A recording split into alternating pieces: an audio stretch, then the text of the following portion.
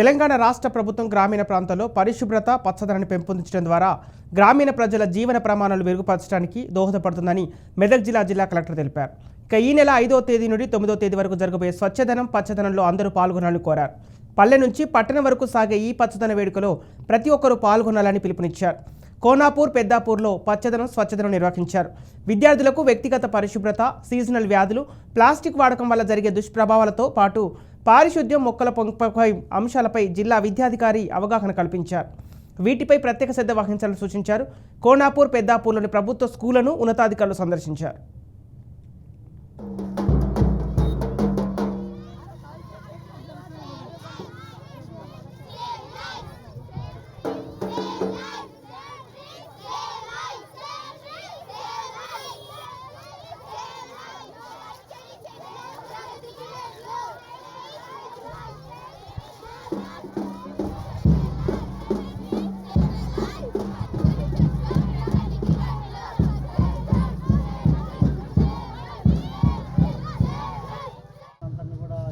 పెట్టించడం, అదే పాఠశాల విద్యార్థులతో ఈరోజు ర్యాలీలు చేయించడం, తర్వాత దీని మీద ప్లాస్టిక్ వ్యర్థాలను ఏమన్నంటే వాటిని మరి ఉపయోగం లేకుండా చూసుకోవడం అనేటువంటిది ఈ కార్యక్రమాల మీద ఈరోజు అంతా కూడా ప్రోగ్రామ్స్